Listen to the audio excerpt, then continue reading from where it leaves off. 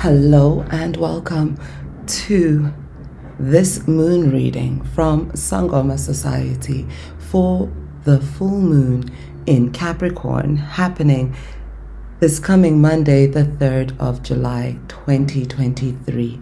Mina ngingumakhosi uNomaboto, and this is Sangoma Society, where we demystify the ancestral.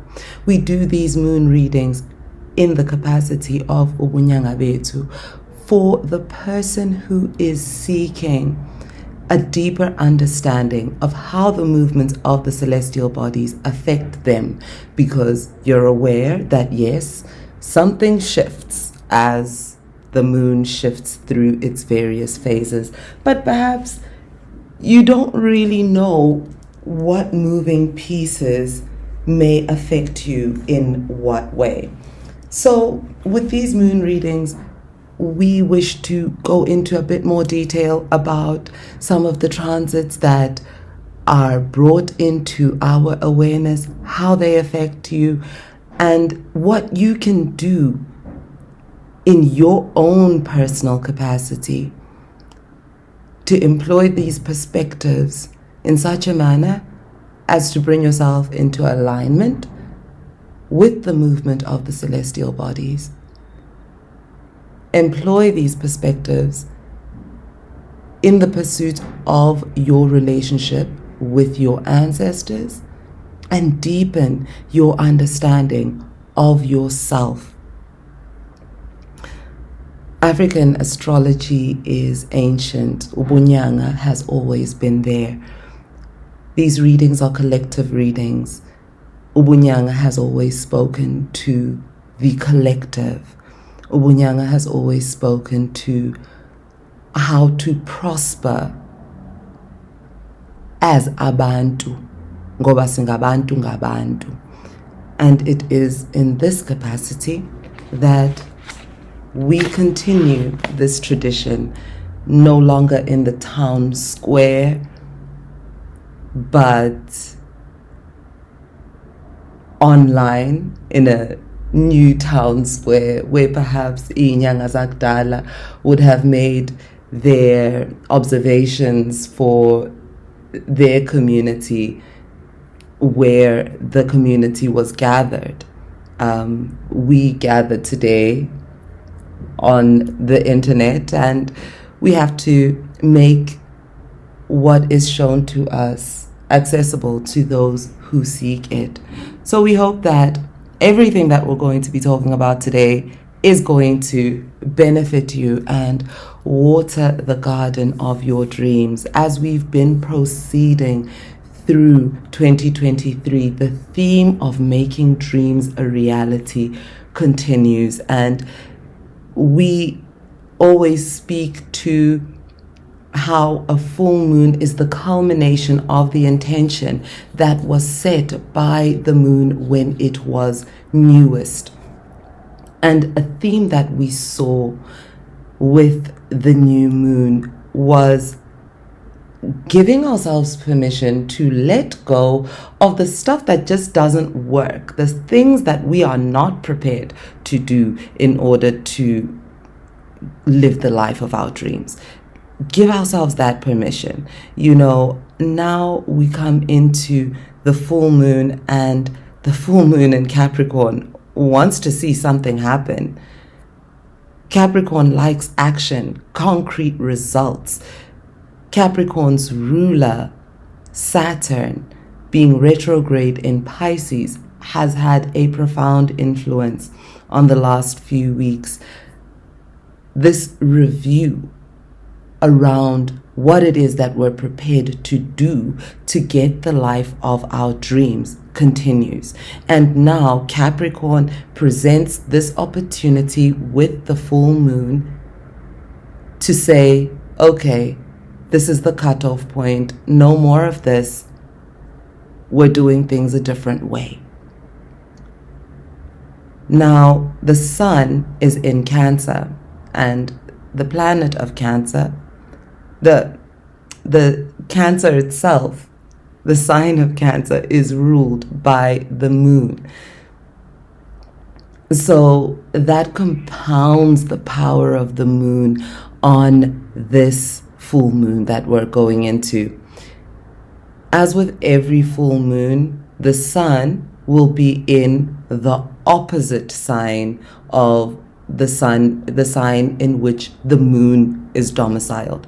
So Capricorn is actually in its opposite sign when it is in an opposition point when it is in the moon. This is not where Capricorn is most comfortable. This is the tension that we often feel with full moons. It's always that opposition, but the tension is quite peak with this full moon because Capricorn is quite opposite to the emotional, more intuitive Cancer, and what is represented by the moon, our inner worlds. Capricorn is Saturn, it is action, it is discipline, it is clarity, it is determination, right? So these factors coming together is kind of bringing to a head that question that the new moon asked. What are you prepared to do for the life of your dreams? Woo! And when we look at what else is happening in the sky, there is another planet also in Capricorn at the moment, and that is the planet of Pluto, who is retrograde in Capricorn.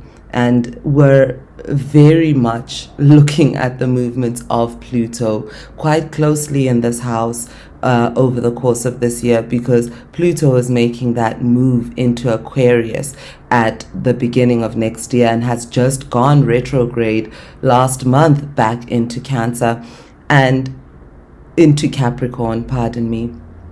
And this is this opportunity, that we're being granted in these, I think, remaining 9 months until Pluto goes back into Aquarius, where it will sit until 2040 something, where we're like getting this preview of like opportunity to change what we don't like the outcomes of. What we often neglect is that when we get a certain result in our lives, it comes from a certain action that we have put in. Now, with this movement of Pluto throughout the course of 2023 is an opportunity to keep coming back to seeing our input, right? And being given the opportunities to release what we put in that gives us a result that we don't like, and giving ourselves an opportunity to learn more about ourselves and why it is that we have gotten into the habits of putting in the input that we put in, despite the reality that it may not actually serve the ends which we are trying to meet. Another retrograde planet that we see in the sky is Venus approaching retrograde on the 23rd of July. So still a bit ahead of us, just over 3 weeks away, but we've entered the pre-retrograde shadow. And it was like day and night when we entered the pre-retrograde shadow for Venus in Leo. How this particular transit seemed to rock the relationship arena. I'm just in awe of how that played out, or has been playing out, and it calls for pause, right? Venus retrograde in Leo Venus in Leo speaks to those grand gestures, because Venus is still direct. speaks to those grand gestures. And, Leo is the star of the room. Leo is a fixed fire sign, rules the heart and the spine. So you think posture, when you're thinking of your spine being straight up, your chest forward, your heart exalted, how you show up. Thinking of ego, thinking of self, because Leo is the main event. So these themes may be playing out in your relationships, where you start to feel like, hey, I'm the main event in this house. Do you know? I am the sun. And so all things should revolve around me. And then when Venus is going retrograde in Leo, it may make you hyper aware of the areas in which your partner might be perhaps centering themselves. Your partner might perhaps not bring as much of the spotlight to you. It is not a bad thing. Don't be so reactive, because I've seen how charged, and fire signs are charged. How charged this transit seems to be. And it is something that I'm going to discourage as perhaps unwise to be too reactive during this transit. Just see what there is to see. Observe. Retrogrades are for review. Breathe. Step back. But making rash decisions in that area of your life, maybe not the most prudent action. Just take on board the information that you're being shown and review within yourself, contemplate. Introspect, give pause. And where you're feeling, I'm not getting enough attention, I, sit with that also. Reflect. Give yourself that opportunity. Now, Venus is more than just love. Venus is also speaking to beauty, right? Personal appearance.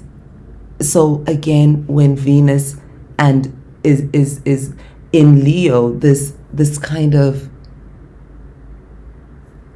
exalts that perspective, or centers that, like, brings your focus into it, like your appearance and how you're showing up. So you've got this opportunity to look at things like that. I mean, again, when Venus is retrograde, maybe you don't want to make drastic changes to your appearance. This may not be the best time to go for plastic surgery or have some major face work done or cut your hair, or, maybe not the ideal time for that, but a good time perhaps to make your considerations around it. Okay? Venus can also, and now the thing I love about this is that I got such an urgent message around Venus and Leo yesterday. I actually even sent my own astrologer a message about it, and she responded with some incredible insights, speaking to how Venus is actually a lovely benefic, because similar to Jupiter, even at its worst, it's still kind of good.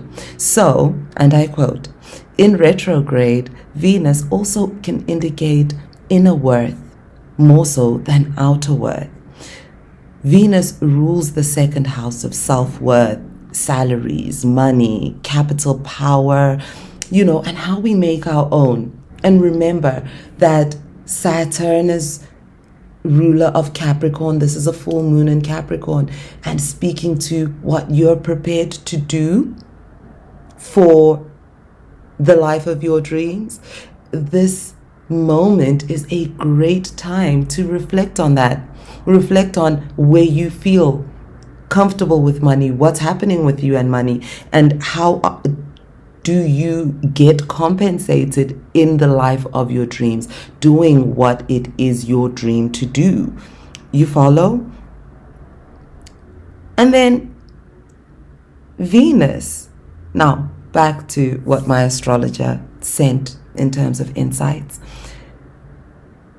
In retrograde, Venus may force us to look within rather than outside of ourselves for worthiness. So, you know that thing that I was talking about, how it's rocking romantic relationships? You might have to consider how much of your self-worth you have planted in the space of your romantic relationships. Whether it is by denying yourself romance, by limiting, putting rules in your romance, or whether it is by how you see yourself when you are romantically intertwined versus how you see yourself when you're not. If there are any self-worth issues that are tied into that, this retrograde is going to highlight them. Don't be reactive to the charge. Observe what is brought to the surface. Take note of it and allow yourself the opportunity to reflect, to see what there is to see about this. And remember, Venus retrograde is going to begin on the 23rd July and last until the 4th of September. So there's time. Right now, we're in the pre-retrograde shadow. And Venus is raising these questions that are associated with her, which is, who do we think we are? And how do we validate that? And Venus in Leo, that just makes that question louder. Maybe we should make that a journal prompt. Who do you think you are? And how do you validate that? The question is there. It is being posed. The next journal prompt that I would like to give with this full moon is, what is one thing that you can do right now that will give you a result that brings you closer to the life of your dreams? What is one thing that you can do right now that brings you closer to the life of your dreams? Whew! Another planet that is also currently in Leo, or a placement in the sky and the heavens, is the midheaven. The midheaven in Leo can show up much like the midheaven in the 10th house, which is focused on outward expression. So again, more of this. How are you showing up? How are you showing up in your life to get the life of your dreams? Journal prompt number 3. How are you showing up in your life to get the life of your dreams? Because the midheaven itself represents our aspirations and our ideals.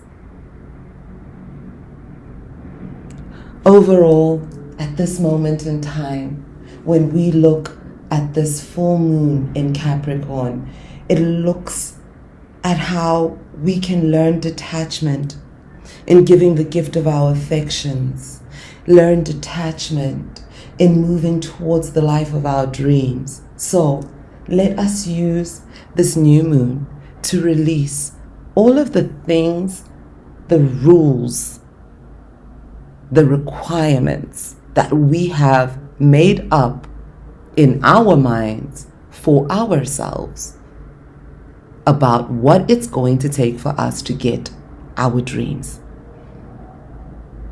Because often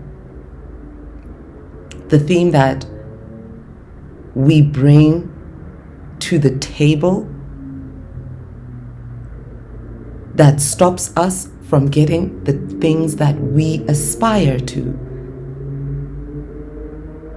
is a story around our own worthiness.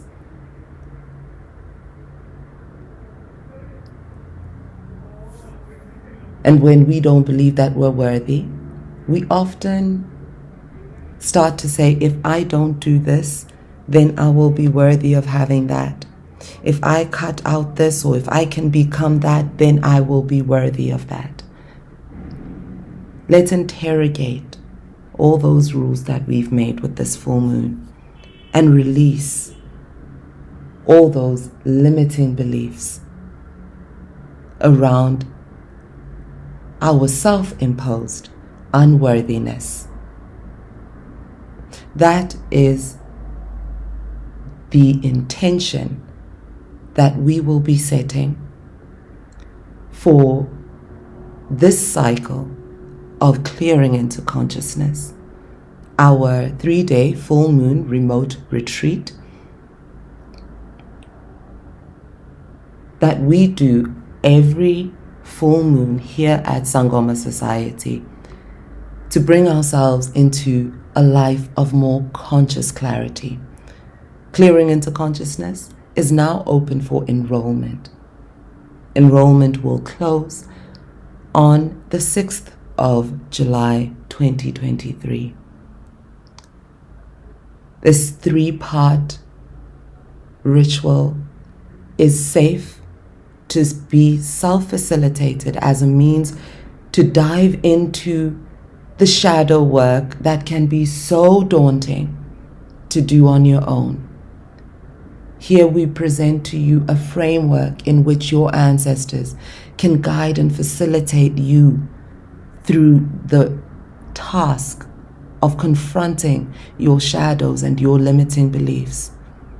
Show yourself compassion, hold you in that compassion, and gently release what no longer serves you, so that you can be more aligned with the truth of who you are. Clearing into consciousness is $99 for a lifetime access. It's $25 a month over the course of 4 months by payment arrangement, which you can choose on the sign-up portal via sangomasociety.com. It's possible to do clearing into consciousness anytime you find yourself feeling embattled, frustrated, and unable to access clarity. But with each full moon, we open up clearing into consciousness as a collective work. And through our collective effort, we gather and hold space for one another to do this work. I, Makosi no Mabuto, facilitates each cycle of clearing into consciousness, at the end of which we get an opportunity to talk more about what it is that came up for us and how it's shifted things for us. I love the communal aspect of healing because healing was never meant to happen in silos. When we heal as a community, we create a better society in which to exist. for ourselves, for our dreams, and for what becomes possible when we are free of the things that no longer serve us. I look forward to seeing you inside Clearing into Consciousness. Mina ngingumakhosi uNomabuto. This is Sangoma Society, and we hope that this offering has watered your garden. Until next time, kukhanya.